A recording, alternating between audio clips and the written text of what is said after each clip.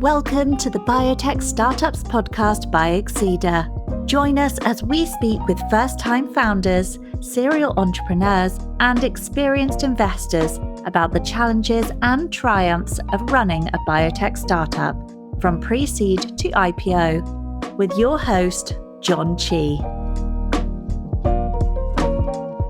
In our last episode, Andrey Doronichev shared how he helped scale YouTube to billions of users, why he left Google to pursue a deeper sense of purpose, and how that decision set him on a path toward biotech. If you missed it, check out part 3. In part 4, Andrey reflects on founding OPTIC, how his team pivoted from a failing startup into a drug discovery company powered by AI agents, and what it took to rebuild both the product and the mission. He shares what makes OPTIC's approach different, how he's thinking about platform design and scalability, and why founders need to be as obsessed with business fundamentals as they are with technical breakthroughs. As I said, the original market fell apart. We found ourselves in this situation where we still have all the monies left. We have a team. We've proven that we're really good at building, training custom neural nets and building meaningful products around them. But we don't have a future in the market we started in. And we started to look around, and the logical transition was to go into something similar. And because we were already in this business of authenticating information, we saw a huge opportunity in finding, in detecting AI-generated content. Around that time, generative AI just started appearing, all the AI-generated images started appearing. And that problem was, very important for me personally because of all the YouTube and propaganda and Russia and all those things that, in a way, I had been involved in as a head of mobile at YouTube. I enabled the biggest platform for spreading information, including lies, including fake news, including all sorts of propaganda stuff. I felt really connected to this idea that, hey, we need to figure out how to separate reality from fiction in the future where anyone can generate anything. Yeah. And so that original, the product that we had for detecting, moderating content on chain, very naturally progressed into a product for media to detect AI-generated content. And we rebranded it into AIorNot.com. And again, it was right place, right time. It made a splash. We got a lot of press coverage in top tier news because everyone was at that time was asking themselves a question. Okay, so what happens to the future of news? And long story short, yes, we built a product that works. No, it's not a good business. Turns out everyone wants or think they want truth. Nobody is willing to pay for it. So it was really hard to monetize at the time. But also, just personally, I realized that I'm not man enough to actually be an arbiter of truth. Because it is a really, really tough job. When the Hamas attacked Israel and there were all these hostages and victims and all the horrible pictures coming in, Twitter got flooded with real and fake imagery and all sorts of different political sides were fighting over what's real and what's lie. Some of them started using AIorNot to try to say that the other side was faking it. And what really broke my heart was when some far-right politicians took a screenshot from the Twitter of the Israel prime minister who published some photographs of victims of the original attack.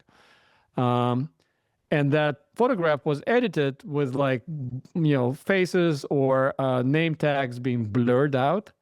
And more than 10% of the picture was actually blurred out. And so someone put this particular screenshot into our system and our system said this might have been AI altered because of all the blurred out parts. And then that politician took a screenshot of AIorNot and tweeted it saying, "Hey, look, Israel's lying. This is AI generated imagery. There are no like victims. There are no hostages." And that tweet went viral. And there was like a bunch of press coverage saying like AI detectors. Like basically, there was all sorts of like real hard, messy things happening around us at that time. And that was the moment when like, oh shit, do I want to like, am I man enough? It's an important problem to solve.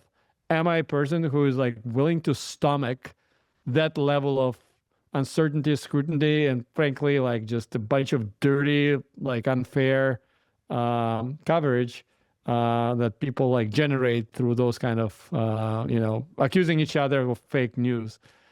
And I realized that honestly, like it would be a torture for me. Yep. Sounds like it.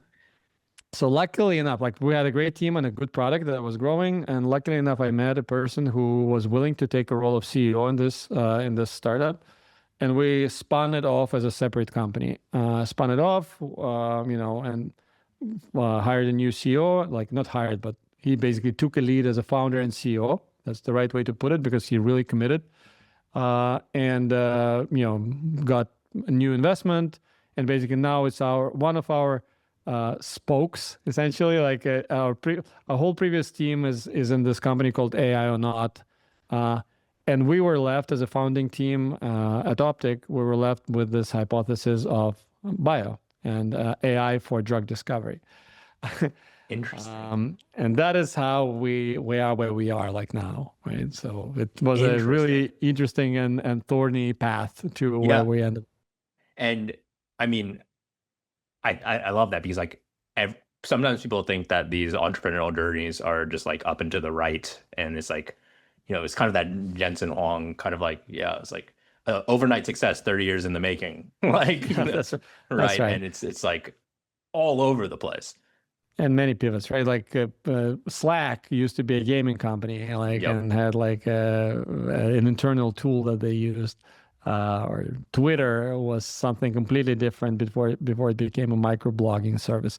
You can come up with all those different examples of companies that started as something and then they ended up pivoting to being something else. One thing that was true for us, and that didn't change in a way from the very beginning of the company.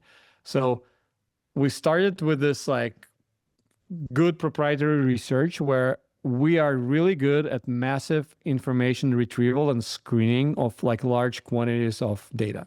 So give me a data set of like 1 billion videos and we can screen them to find IP violation and like Katy Perry videos in it. Or give me 1 billion photographs from newspapers and we'll find those that are AI generated real fast. And then surprisingly, that was a surprising transition where I bumped into this professor of drug discovery at the TED conference in Vancouver in 2023.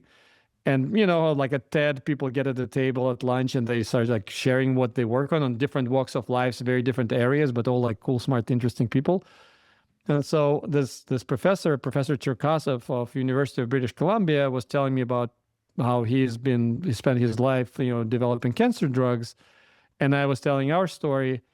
And then at some point, those like unusual connections, they get formed, right? And he was like, wait a minute. So you're saying you can take like billions of videos and in hours screen them to find the bad ones? I'm like, yeah.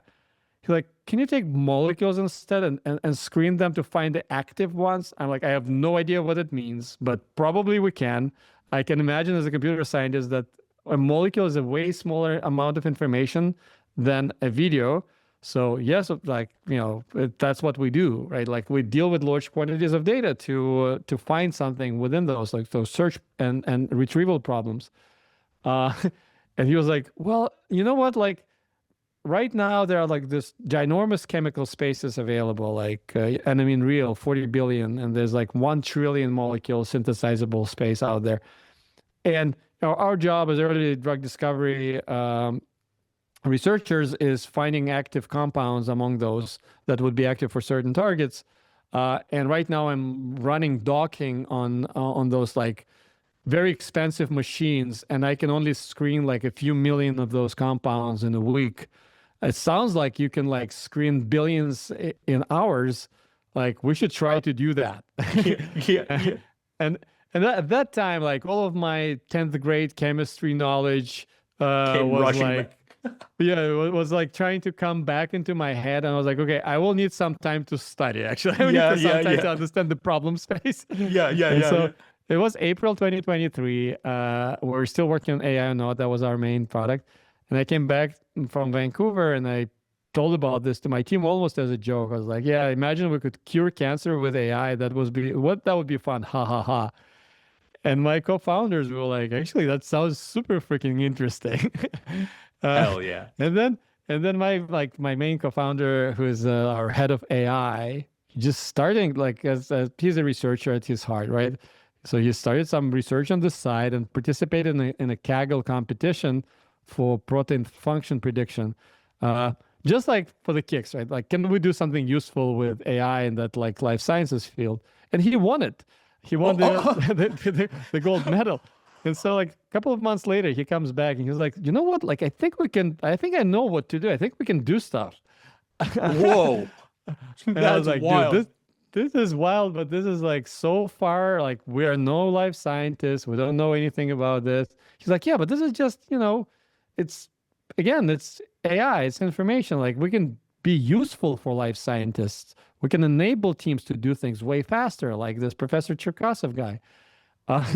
And so that was when this conversation with my my investors happened. When I came to this review meeting with our partner at Greylock, and I present our current state of the business. I'm like, okay, so we have AIorNot, it's growing at moderate pace. We have all those like issues with, being in the middle of scandals and like really visible politically, like very exposed.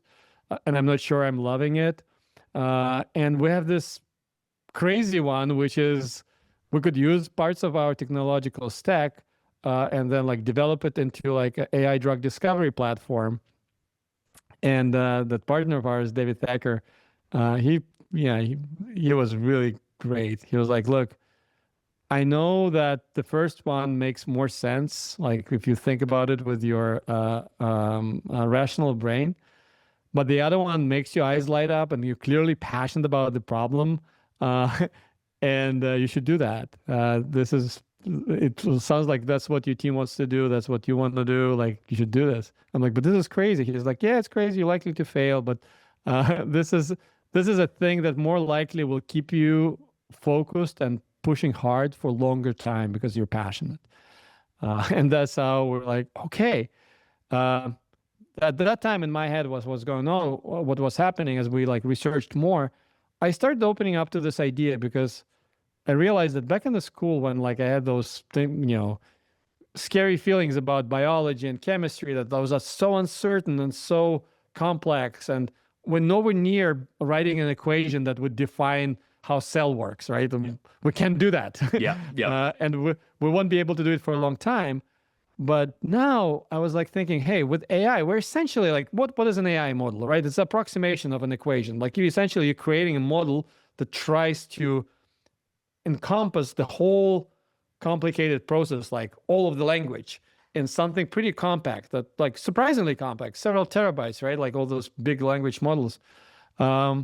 You compile all the knowledge of some really complex and fuzzy thing that you wouldn't be able to ever describe as a set of deterministic rules or code or equation.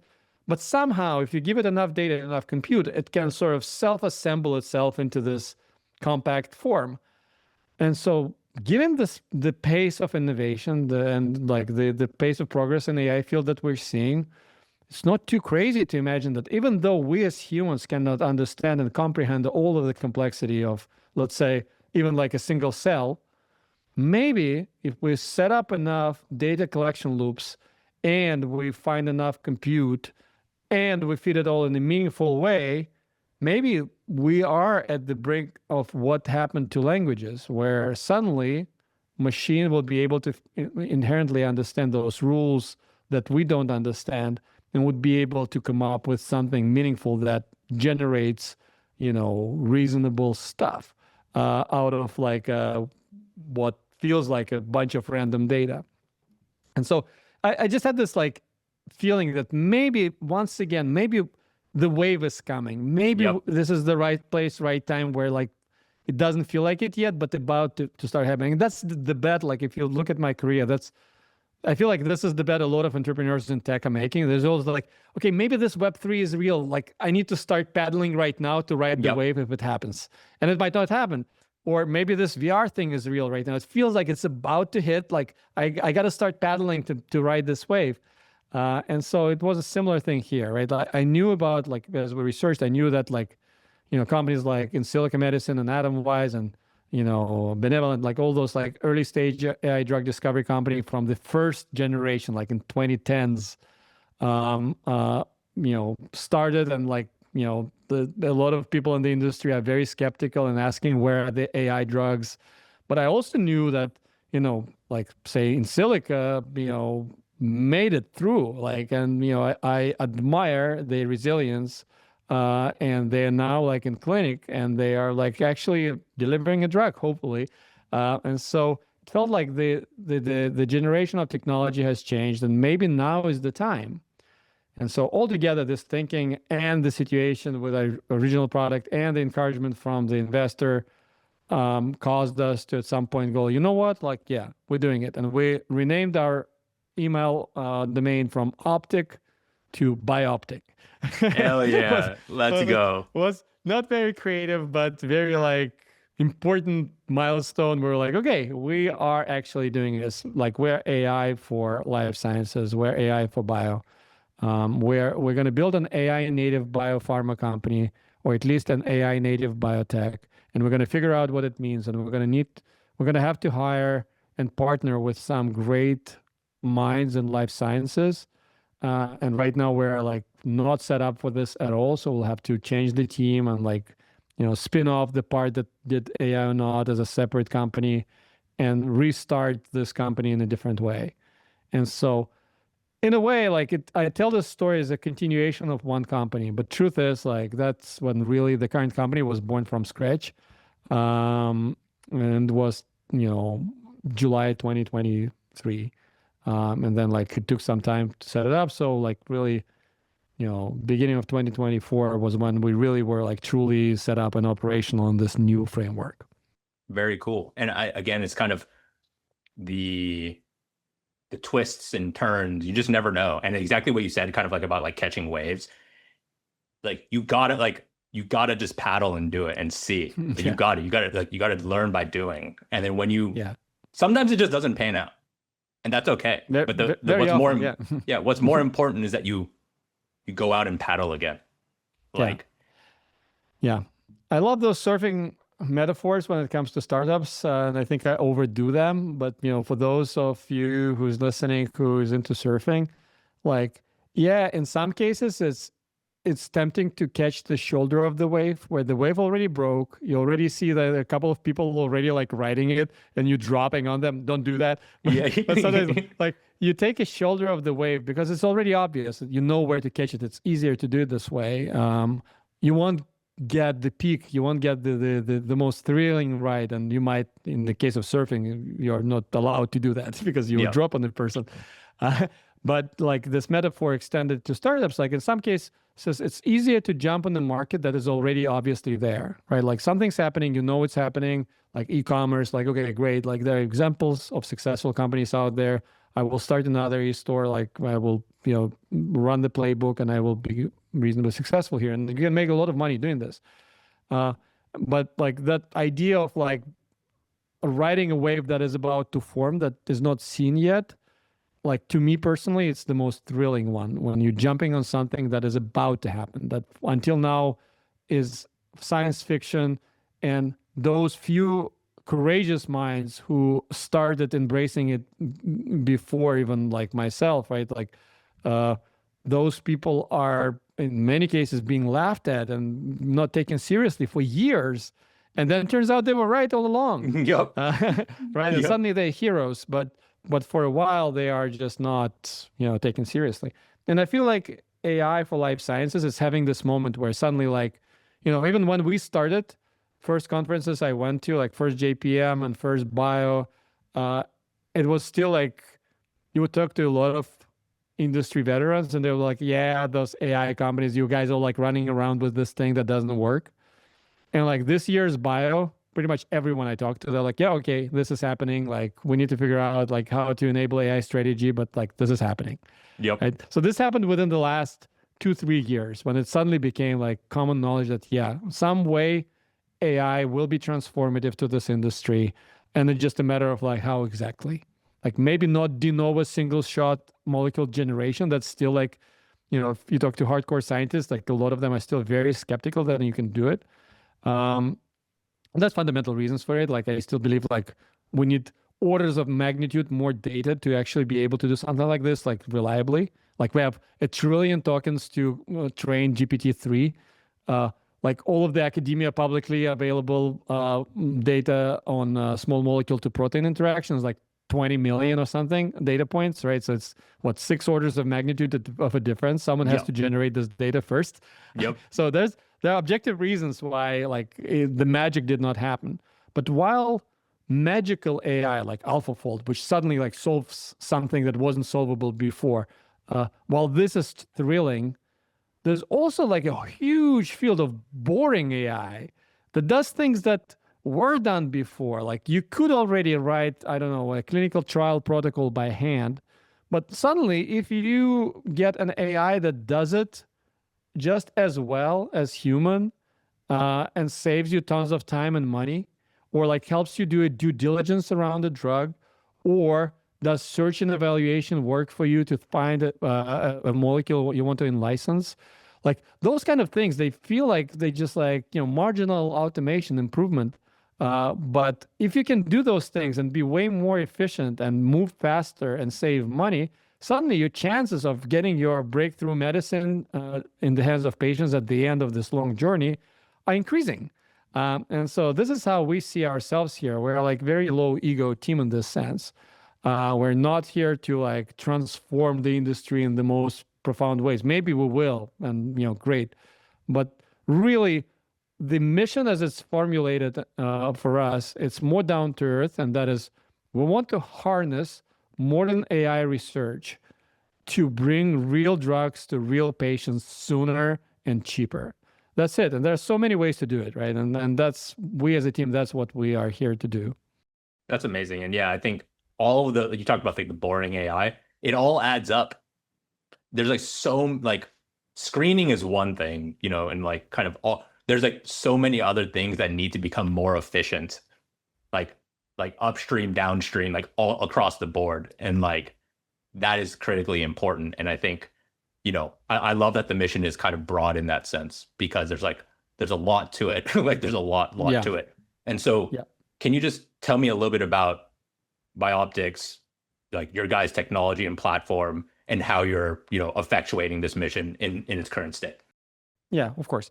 So as I said, like the way we started was like screening technology, right? And we had the screening for videos and for photos and for this and for that. And we're like, okay, well, can we like do a similar thing for molecules and screen for active molecules? And, this original academia collaborator, Dr. Cherkasov, who came to us and enabled this whole transformation of OPTIC into BIOPTIC, he had specific ideas. He had this target. He's been for a while wrestling, and he's like in many academia bright minds, like big believer in this particular idea. And he wanted to drug, and he still wants to drug this DNA binding domain of one of the transcription factors, which was a hot thing as far as I know, like at some point, and then people became discouraged, and because you cannot really achieve selectivity there. But he believes in this, and I respect that. And so he wanted us to solve this with AI for this particular receptor that he was working on. And so we try to adjust, fine tune our technology to do this particular screening for this particular target. And it started showing some promising results. But as I started, like, and I didn't know much about the industry, the way biotech startups are funded, like that was all new for me. So I started like pitching this idea and shopping around. And at first, it sounded like a single asset company. I was like, oh, so we have this AI technology, we'll use it to drug this particular like hard to drug or impossible to drug target, and the potential like cancer drug that comes out of it is like a multi-billion-dollar asset. Great. So I thought it was a great pitch. I pitched it around, and biotech investors were like, ha ha ha. Okay, we don't fund single asset companies. This is like, just no, this is not interesting. Yeah. How so? Like we could like solve this cancer that kills so many people, and that could be a multi-billion-dollar drug. And of course, like, that was like learning by doing. Learning, pretty fast. yeah. Oh, so that's the economics. That's how much we have to dilute. That's how much capital we need and how many years we need, even with all this AI technology, to get through clinical trials and actually get to the functioning drug. I was like, okay, yeah, I guess this is not a very good pitch. So we were like, okay, but we still have a screening technology, and that is a target agnostic, right? We potentially can use it for all sorts of targets. So I was like, okay, well, then we are a platform company. Then like, okay, my next idea was like, so first idea was like, okay, single asset company, like, okay, not good business. Second, okay, let's try to turn it into a pure software platform, like tech bio. Researchers come to us with their targets, and we like do virtual screening for them. And sounds like a great thing to do. Like just build a SaaS, the software, and then you estimate the total addressable market, and then you calculate how much you have to charge for the software, and then you look at the existing market leaders like Schrödinger. You're like, wait a minute, also not a good business. Yeah. Schrödinger was the $200 million company when they were already absolute leader of this market of computational software for R&D. Like, what? It's a tiny valuation for a company that achieved that much success in the market. And then it turns out that like, yeah, your total addressable market is like a few hundred people out there, and they will not pay you that much. And like, okay, you got to come up with a better strategy here. So, okay, so SaaS path, we also like we built a whole like nice UI around our neural nets. And we try to like, grow it this way and that way, the way software grows. It turns out like, okay, not a really like good strategy. And that's when you like that it hits you like, okay, you have to own part of the IP. That's how you get rich.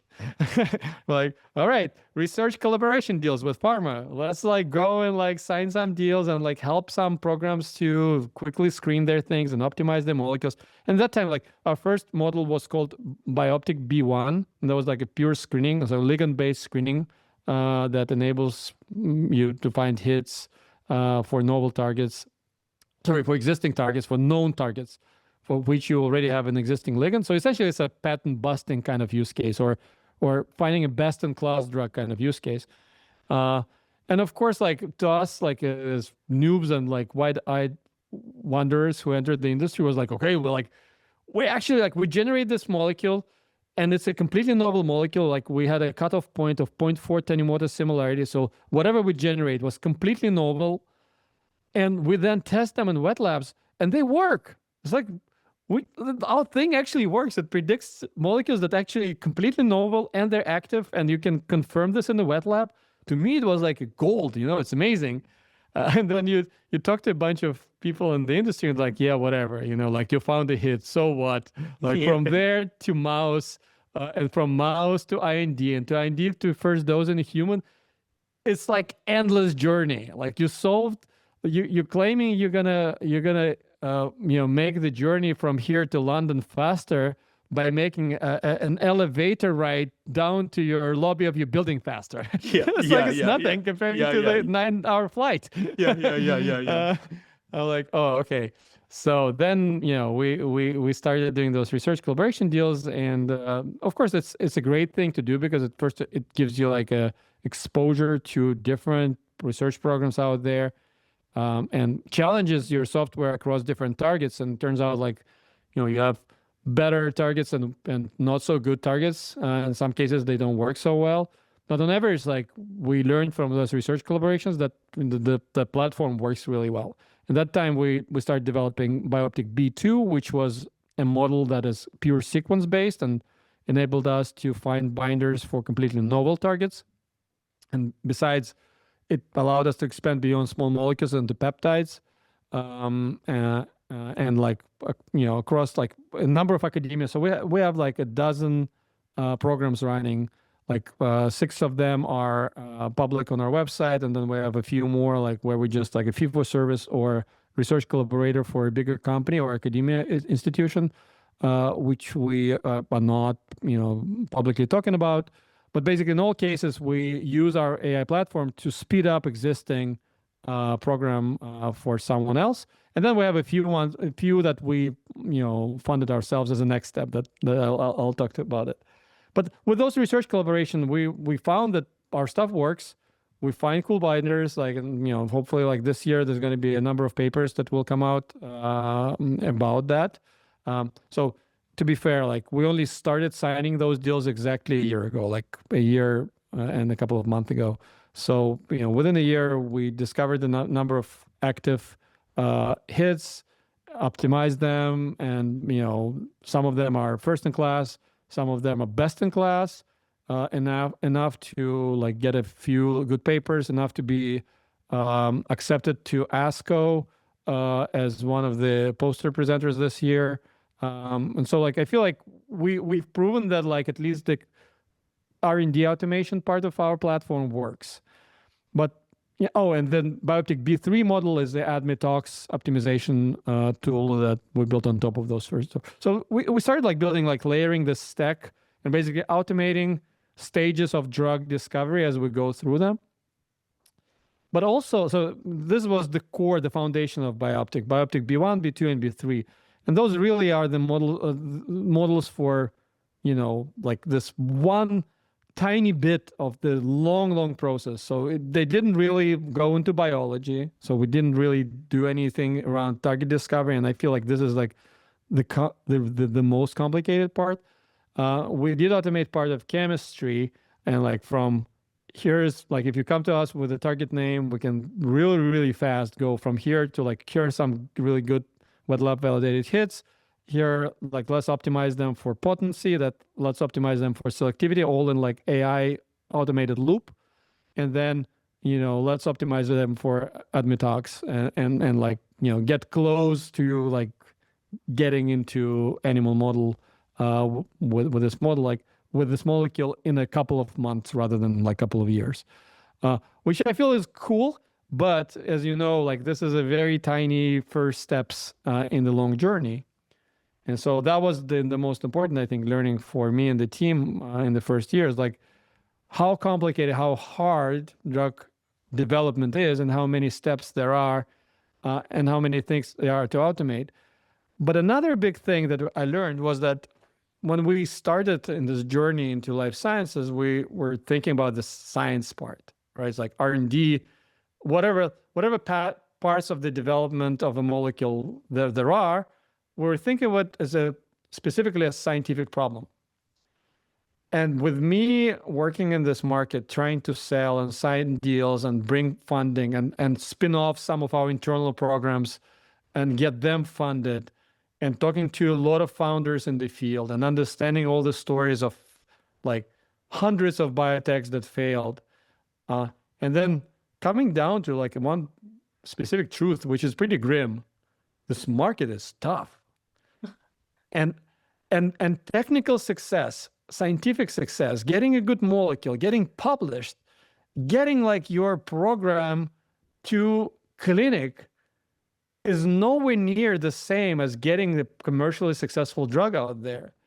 And then that's when it hit us that on top of all the scientific complexity of chemistry and biology, which is already like ridiculously complex, a biotech founder has to deal with even more complexity of funding and regulation and commercialization of a product, which nobody even thinks about. Like, you're just busy like trying to like go after this target you're excited about in many cases and optimize the molecule. And then you find out that that wasn't a good market to go after, and that like maybe like you should have focused on a different indication, but the same target or whatever.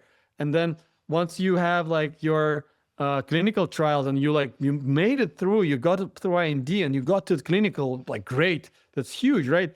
But then there's a whole new set of problems, which is like, okay, well, how do you design your endpoints? Like, and how will they impact the way you launch your drug later on? Because like if, at clinical stage 3, you design your endpoints in the wrong way, then actually it might be hard for physicians to prescribe your drug because they will not really see the value in the way the endpoint was defined. Like all those complexities started hitting me when I was like, oh my God, actually, if our real goal, if our real mission is to truly help companies to get there faster and cheaper, or be ourselves an AI native biotech that gets a truly AI native drug out there in the market, the amount of complexity we have to solve goes way beyond science. And actually it's intersection of super complicated fields of science and business and regulation, at least those, and actually more, but at least those 3. And so just training like really good scientific models as we started is not enough. And we have to go beyond that. We have to build like truly intelligent reasoning engine that can, in one quote unquote head, reason through all those complexities and use all sorts of tools, including our models and third-party models like AlphaFold and whatnot, use our data, but also all the third-party data, like publicly available academia papers, but also like, global data of this world, like just like a human organization would, right? Like a real like biopharma or biotech startup would, with a bunch of people using all those things and basically having a separate smart person for separate parts of these complexities, and then hoping that this team of different smart minds can collaborate and share information efficiently enough to make good decisions. Like if we really truly want to build AI native version of that, we have to cover all those complexities and not just scientific complexity of it. And that is like what brought us to this like latest version of our platform, which really is an AI agent. Like that's how we call them now. When we started, we called it orchestrator, like basically an LLM-based system that tries to reason through whatever stage you're at right now. It could be like designing the experiment that you need to run next.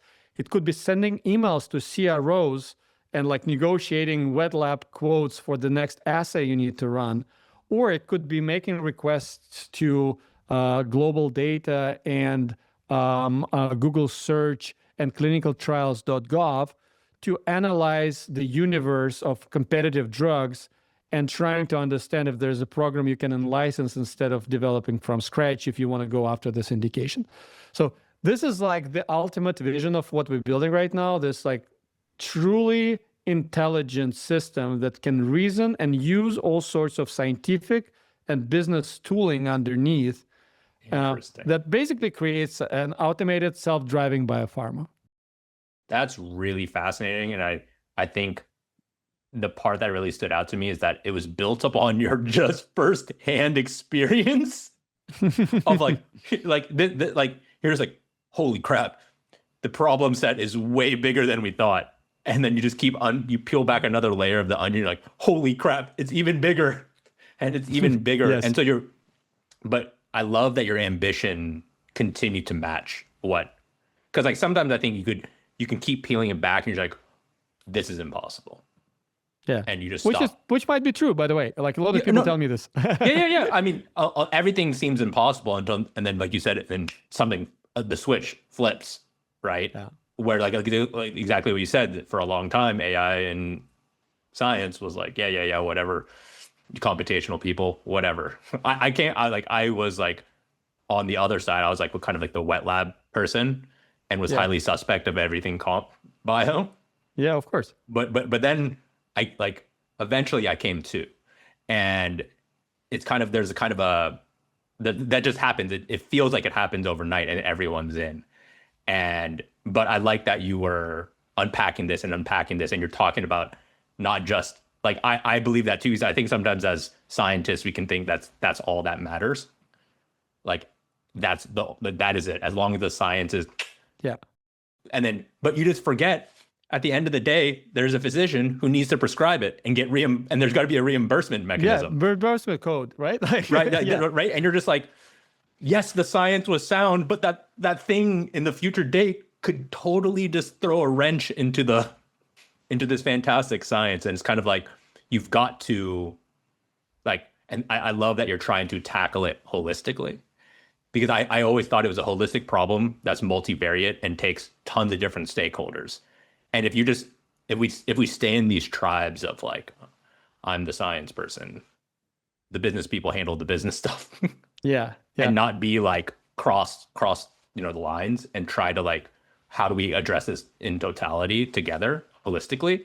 I think we're going to impede the pace in which we can gain these efficiencies. But I love that. And so like with this now, with this kind of like agentic kind of newest version of BIOPTIC, like how, like, where are things at? Like, are these already like unleashed on the world? Is this kind of, or is this something where you're like still cooking it up in the kitchen? Kind of what's the latest and greatest? Yeah. So you remember how, just to comment on what you just said about complexities of it and how you have to think about the problem holistically, like in the beginning of this podcast, we talked about the past where scientists were generalists and how Newton and like Da Vinci could draw and like solve physics and mathematics and all the other things, and probably write poetry too and paint. Yep. And then we, as the frontier of knowledge pushed forward, the only chance to actually like get to the frontier of knowledge and then beyond it was to specialize. And, you have PhDs like spending their life just focusing on this one receptor, this one mutation, or whatever, like some really narrow space within this extremely complex field. And as a result, it's hard to make a business in life sciences, because you need to find exactly the right set of very specialized minds who's super good at their particular thing, and then also enable effective collaboration and collective thinking across those fields. And sometimes it's like, okay, you can do it with scientists, they speak the same language, but you put a business person in the room who thinks ROI and dollars, and they just don't gel. And then you put like a software engineer in the room, and it's like completely broken. Like they just can't talk. Yeah. And this is where I think this age of AI gives us a huge chance to change things. Because in a way, by building reasoning machines that can take the totality of complexities across different fields, and then essentially you have one quote unquote head in which it's trying to make a decision across all those complexities, it's very new. It's something that didn't exist until now. And the promise of this agentic AI is exactly this, that suddenly like your problem will be thought through, quote unquote thought, like I don't want it to equalize human intelligence, especially scientific intelligence, and machine intelligence just yet. But one thing we learned is that there are multiple ways to think, just like there are multiple ways to fly, and birds fly in a certain way, and we thought that this is the only way to fly, but then found out that like, no, actually machine can fly less efficiently energy-wise, but it can also do it, and it's useful. Similar with thinking. Yes, humans think in a certain way, and machines don't think this way, and yes, they're in many ways dumb comparing to humans right now. However, I think at this point, the evidence is there that machines learn to think in a different way from organic brains, but over time, they're getting better at this.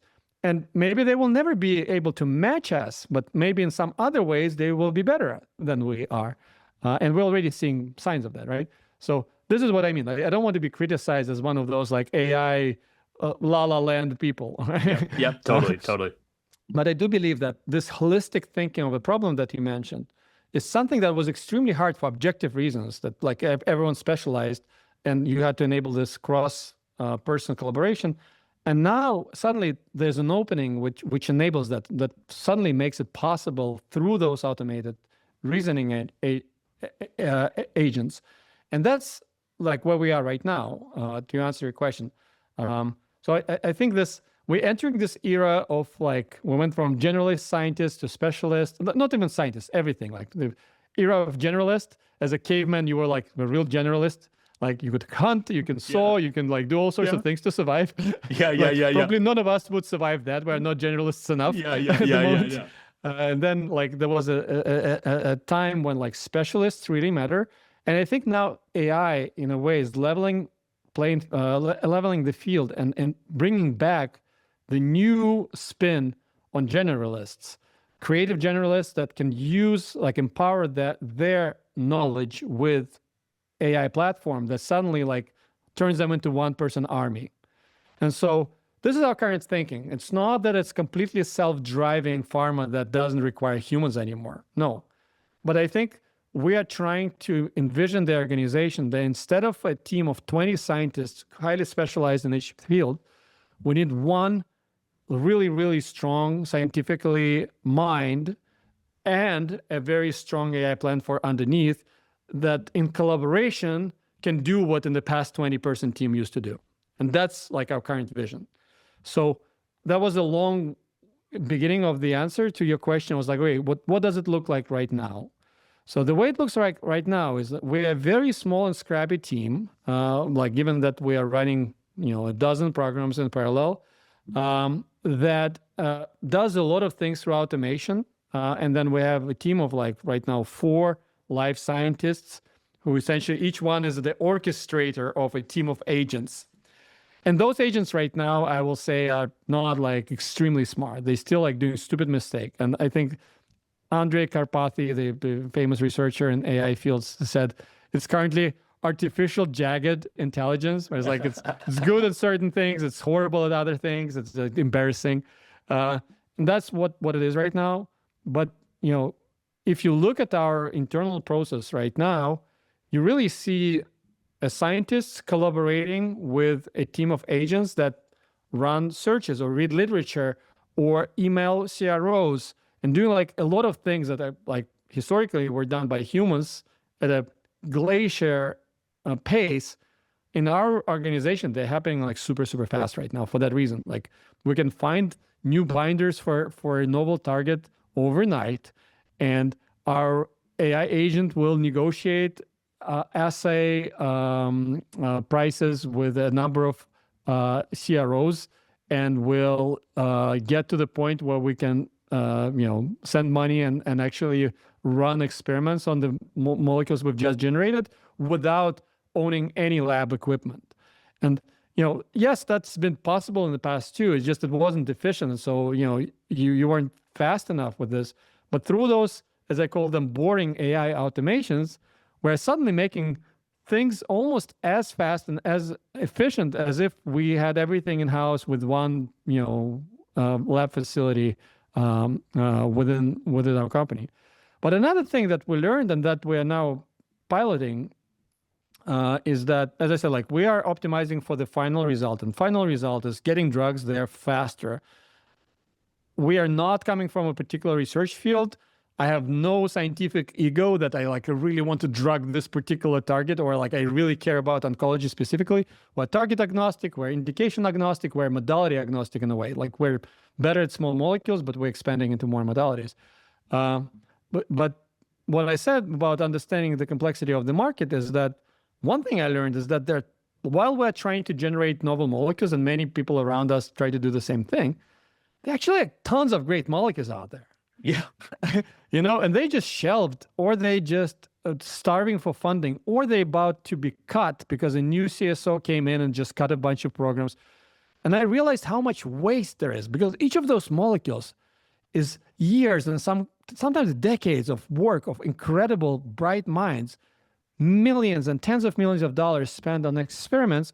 And then in many cases, they are worth billions if you could get them into the market. And they just get shelved. And so one thing that we're really excited about right now, and I got inspired by the story of Karuna from PureTech, and I spent some time with co-founder of PureTech, and who like shared a lot of wisdom on the business side of the industry and business strategy thinking of the industry with me. And thank you very much for that, Eric.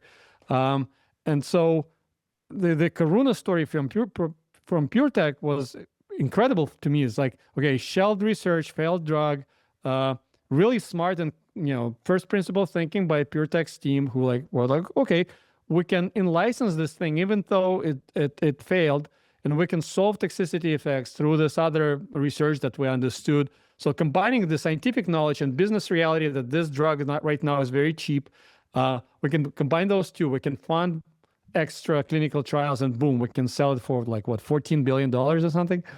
right? So this story of like, okay, one man's waste is another man's treasure in this market right now fascinates me. So a big thing that our agents are doing right now, where we're spending a lot of compute at the moment, is actually running this search and evaluation agent that on one hand reads a lot of scientific literature trying to find gaps. Like new research suggests that you can solve this problem with that like other molecule that we find through like by sifting through shelved molecules or existing research, and then combining those into new scientific ideas that could be fundable, right? And the idea is that it's essentially like you can think of it as AI native Roivant, right? Like it's it's this like idea of like not starting from scratch from de novo, but finding existing clinical stage assets out there and finding hidden gems among them. And because we're like, this is our bread and butter, screening like massive amounts of data. Like as you see from my career, it goes like as a one single theme, like, from back in the day to like information access through ISPs and then like Google and then YouTube. I kept doing the same thing where like I'm fascinated by vast amounts of information out there and just trying to find useful way to organize it and bring it, like turn it into value. So in a way, what we're doing right now with our search and evaluation agent is exactly that. And I feel like there's like tons of value to be unlocked. And more importantly, it's a way to actually truly faster get something into the market that otherwise would have taken like decade of research. Like, why wouldn't we save something that's out there? Or why wouldn't we find something in a niche markets, not niche, like it's the wrong way, but like China, like international markets which are currently harder to navigate. Suddenly for our search and evaluation agent, it's doable. It reads Chinese just as well, and so like now that it's working and it's constantly searching for things, like we're getting a lot of interest from a lot of companies who will reach out to us and go like, hey, can we use your agentic platform for our search and evaluation team, or can we use it for our investors? And we're talking about those deals right now as we speak. Like we signed a couple already. Whoa, that's really cool. I was going to say, like, have you read the book For Blood and Money? No, I actually didn't. No worries. But like the story of like Keytruda kind of had a. Yeah. Oh yeah. Okay. I know the story. I didn't read the book though. No worries. That wasn't to put you on the spot, but it was more there was a moment of like it being shelved and wasn't seeing the light of day. And then we all know Keytruda's like, right? Yeah, of course. Right. Of course. And there's like so much work that has been done and it gets shelved for whatever reason. Right. And it's like, I think we have a very inefficient machine. Like a lot of it is brute force and things don't get done for whatever reason. And I think I love that this is like, how can we just like make it all more efficient and make it you're talking about global in nature. So that's really cool. And like, is it, so from a business model perspective, are you like, you mentioned like search and eval, people are trying to use your tool for their own search and eval.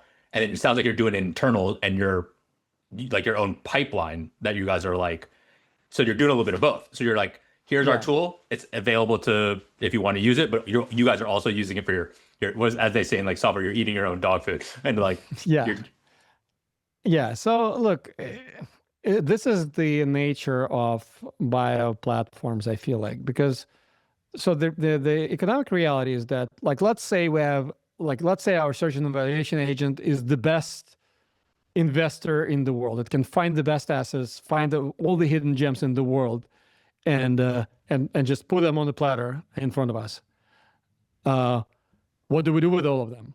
Can we actually fund all those clinical trials? Can we actually like get them all into? Of course not, right? It's so extremely capital intensive. It's so still risky. No matter how like good your AI is, there's so many reasons why it might fail and never make it to be a drug. So like, given all that, can we actually just do internal pipeline and be happy with that? Like, no, we'll only use a tiny sliver of it. So if we actually want to be efficient, and then AI lives and dies by data and feedback loops, so we can only like provide feedback loops and data on this small number of programs we actually can stomach ourselves. And we're a tiny company like right now, right? We're an early stage startup. So it's only reasonable for us to actually have partners who can increase the usage of this platform that we have. And like there's so many unmet medical needs. There's so many targets out there. There's so many ideas out there that there's plenty for everyone, right? Like that is where for now, like our first step is really to focus on expanding the platform through partnerships, and enabling this feedback loop, and just like think of it as a, if agentic AI is almost like digital employee, right? You're almost like, instead of hiring like another search and evaluation person for your team, you're getting like an army of 100 interns that work 24/7 that might be not as intelligent as your, super senior people, but they have all the basic understanding of science. They can read in every language. They never sleep. And they do this work for you like night and day. And then your like actual like BD team or your search and evaluation specialists could review and accept or deny their work. But the best part is that when they reject their work and they provide some reasoning, your AI interns, quote unquote, become smarter, and they understand your process better and better and better. And over time, they become real smart.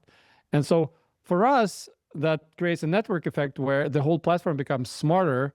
It doesn't necessarily become smarter in a particular methodology, because everyone has their own thing, right? Like some strategy for search and evaluation. That is proprietary. That never gets shared with the platform. But the overall thinking on how you spot, let's say, meaningful research from a research that doesn't have enough good data, that's a common knowledge, and that's what actually like feeds back into the system. And that's how we we run all sorts of benchmarks where you compare ourselves to like some general horizontal systems like OpenAI Deep Research or Perplexity, which are designed for a broad set of tasks, from like finding a restaurant table to finding like a better like dress for your prom to finding a molecule. It's a very broad set of tasks, of course, and you cannot succeed in all of them. And we run evals where we compare our very specialized verticalized search and discovery agent or search and evaluation agent with those horizontal ones. And we are way ahead, like in some cases, double-digit percentage on like some benchmarks. But that is because we keep feeding it with feedback. And yes, we have a team of like 4 PhDs in-house whose job is to essentially train those models to become smarter. But also, like by running pilots and collaborating with teams out there, we're also making smarter for everyone. So that is like the stage one of our strategy. Yes, at some point, like if we are super passionate about a certain therapeutic area and we actually like have enough confidence to commit and start funding our own, clinical stage program by in-licensing the drug and so forth, cool. Like we will also like eat our own dog food in that sense. For now, we do have one program that we use as a test bed for our Agentic platform. And we actually discovered some real cool research. It's preclinical, like because we need something for which we have enough capital to in-license and actually like push forward. And if we like do clinical too right now, we just don't have enough capital for it. And I don't think we can raise that as quickly for that much money. But for this program, like it discovered, like our agentic system discovered really interesting, super niche research. And like we now have a team of scientists who are like super excited about this. We're in licensing it. And we're currently like pitching. We're currently raising for it. So it's it's a gut selective pain management for IBS and IBD. Macrocyclic peptide. Really interesting program, and I feel like it's a cool niche where you actually like, not only it verifies that our agentic stuff works, but also like we might get a decent drug program out of it. So like we're doing it right now. That's so cool. And I love how this all came back from like, again, we talked about how, you asked me, is like, are my experiences in a non-life science role interesting or valuable?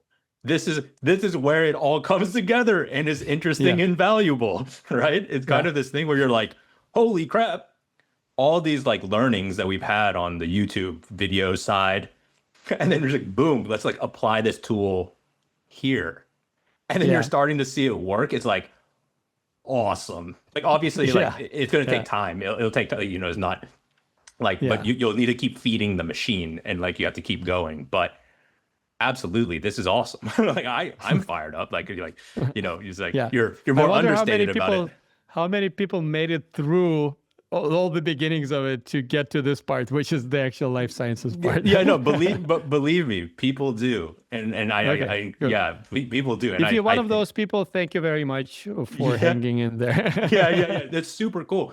Because like I think too, it's like there's an aspect of this where just like I like that.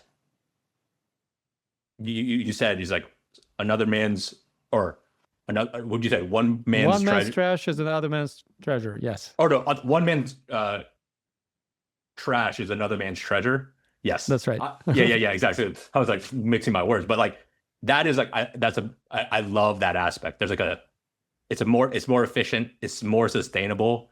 Like let's not just have this like languish, like all this resource, time, money, blood, sweat, and tears languish. Let's see if we can make something of this, versus trying to, there's always value to do something new and de novo, but like there's also tons of value to do. Like there's a lot of work that's already been done. Let's see what we can do with this. And I think this is where it's important to stay like low ego, right? Because like being mission driven in this sense helps a lot. Like at the end, me and my co-founders, like we always go back to the mission that didn't change since we started BIOPTIC, and we're like, okay. Using AI, harnessing AI, the word is harnessing AI to bring real drugs to real patients faster and cheaper. Are we actually doing it by continuing investing our chemistry models? Yes, to a certain extent, but what we learned is that this is not the most impactful part. It's like, we save some time and money, but it's peanuts comparing to like what it costs to run the program. Like, okay, other things that we can do to speed up, let's say, clinical trials. Like, okay, short of simulating a cell and then a tissue and then the whole human patient body, which for now sounds like a complete science fiction, right? Like it's like very, very far out. Short of that, like maybe we can speed up like clinical trial protocols or like consent process, or like there are some things we could do. But the truth is, it's like it will still take a lot of time. So, okay, what else can we do to actually get the drug faster to the patient? Oh, hey, we could find something that otherwise would not have launched, which is halfway there, and we can actually recover this, and in 2 years it might become a drug. Well, that sounds like a reasonable strategy, right? So it all boils down to the first principles in our mission, and every time we like assess those ideas, like how should we address this, and being low ego and being able to say like, okay, our previous hypothesis was cool, but like we have to move on and like use a different approach. I feel like this is a very important aspect of it. Very cool. I mean, I respect like the also, and just like commend you on just like pivots are hard. Pivots are hard shit. And you continuing to pivot and then finding like, it seems like at least there's like early signs that this thing is catching. It's like, right, like you're paddling now and you're like, oh yes, like you're right, you're paddling and you're like, oh, okay, this might be something here. So that's really awesome to see that like, you made the pivot and you're now getting back and paddling again. And like honestly, I'm fired up. The journey's, I've learned a lot, and both just like, and thank you for sharing, right? Like, at the amount, like the early kind of, tectonic shifts underneath you could not have been easy and very stressful. So thank you for sharing that, for all of us.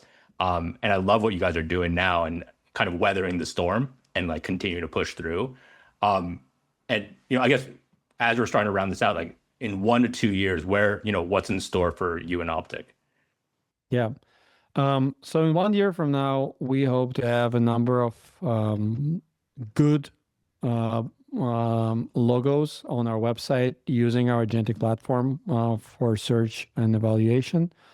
We will continue investing in some of our programs, like early stage programs. And I think it's important, right? Like we're trying to really, really be the holistic company that does everything from like low level, early stage, building a model from scratch, running experiments from scratch, all the way to reasoning through a commercialization strategy using AI.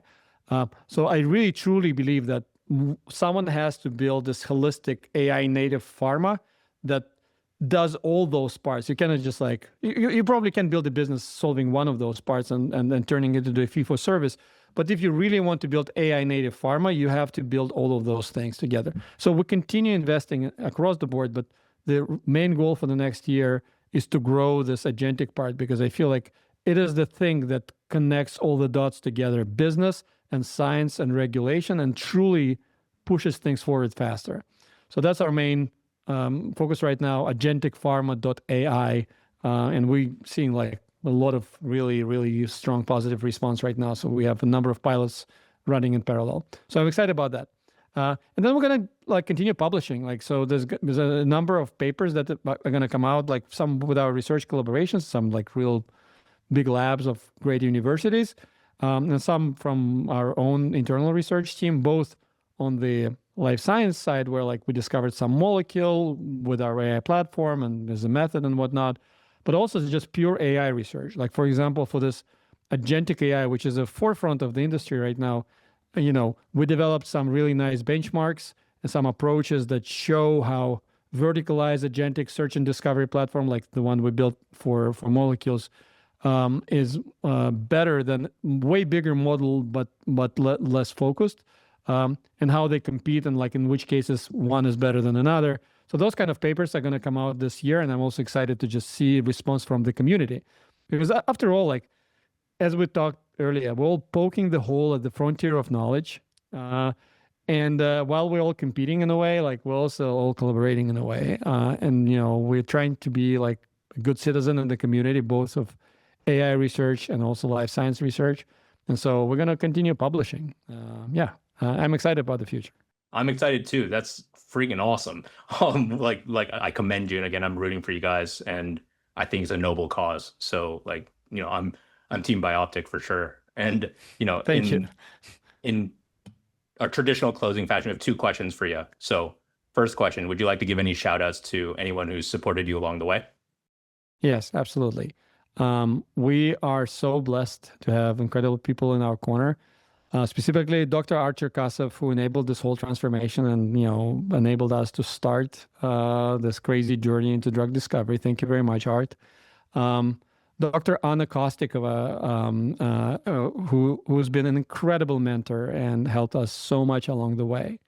And then I'll just give a blanket shout out to a little closed off biotech community called Biotech Barbecue here in San Francisco. It's and it's a little yeah. chat group with a bunch of people from business and science that all have been super nice to us and helping us along the way. So thank you guys so much. And of course our investors, like I could not have hoped for more supportive investors who, supported us through all those pivots and different crazy changes, and still continue reading my investor updates that include so many words that many of them don't understand now. and they're still reading them and responding to them. So thank you so much. Finally, my team, guys, you're awesome. Thank you for being through all of this. I truly believe that we will succeed. So thank you all. That's amazing. Yeah, just like I just can imagine the transformation of your investor letters, but I love that they're still engaged. That's so good. You're like, but first we were just like, it was a completely different business, but like we're still in there. Like it's like a little crash course in life science. And it's like last question is, if you could give any advice to your 21-year-old self, what would it be? Focus on health earlier. And that's a broad advice. But my journey to life sciences also came from like a personal internal transformation of values, right? And like when I moved to Silicon Valley, the motto out there was move fast, break things.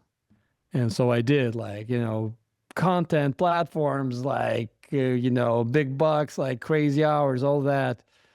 And by now, by the age of 40, I was like, oh, actually, there's a different mantra, which sounds like first, do no harm.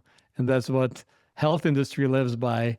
Yeah. And actually, first, do no harm, starting with yourself and not working yourself to death, and actually taking care of your personal health. is actually a great mantra to live by early on. Yep. And so this advice would go two ways, like first in terms of business, but also in terms of personal health. Yeah, I think health is important in all sorts of ways. And the earlier you start focusing it, the better it is. Man, yeah, that honestly, I needed that. I needed to hear that because I think I was burning the candle at both ends for a lot of my early career. And I am like you said, I'm feeling the repercussions of it. But when you're 21, you're like, yeah, I'll be fine. Like you said, it'll be fine. I'm like, sleep 3 hours and just grind it out. But it catches up to you is kind of the one thing I will say. So absolutely take care of yourself. But Andrey, thank you so much. Thank you for sharing your story. Thank you for telling the whole journey. I've learned a ton. I'm feeling inspired and fired up, and I'm excited to take this back to Exceeder and have this kind of fire up the whole team. So thank you again. And we're both in San Francisco, so let's grab some coffee sometime. Yeah, let's hang out. Thank you, John. Yeah. It's been a real pleasure. Yeah, absolutely. I'll talk to you again soon. That's all for part 4 of our conversation with Andrey Doronichev. From rebuilding his company to launching OPTIC, Andrey's story shows what can happen when bold pivots meet long-term conviction. If you're enjoying the show, be sure to subscribe, leave a review, or share it with a friend. Join us for our next series, featuring Sandra Spielberg, co-founder and COO at Adnexi, an AI-powered platform that profiles and evaluates patient advocacy groups by therapeutic area to enable biopharma patient-centric, from clinical trials to treatment launch. Sandra is an accomplished life science executive and serial entrepreneur. Prior to Adnexi, she founded and led multiple ventures, including Sanofi Health, a special purpose acquisition company focused on accelerating healthcare innovation, and Seeker Health, a digital patient-finding platform that improved clinical trial recruitment. Earlier in her career, Sandra led executive roles at leading biopharmaceutical companies, including Nora Therapeutics and BioMarin Pharmaceutical, where she led the commercial launches of multiple drug therapies. With deep experience across biotech, digital health, and patient engagement, Sandra brings a rare founder-operator perspective on building innovation that actually reaches patients, making this a series you won't want to miss. The Biotech Startups podcast is produced by Exceeder. Don't want to miss an episode? Search for the Biotech Startups podcast wherever you get your podcasts and click subscribe. Exceeder provides research labs with equipment leases on founder-friendly terms to support paths to exceptional outcomes. To learn more, visit our website www.exceeder.com. On behalf of the team here at Exceeder, thanks for listening. The Biotech Startups podcast provides general insights into the life science sector through the experiences of its guests. The use of information on this podcast or materials linked from the podcast is at the user's own risk. The views expressed by the participants are their own and are not the views of Exceeder or sponsors. No reference to any product, service, or company in the podcast is an endorsement by Exceeder or its guests.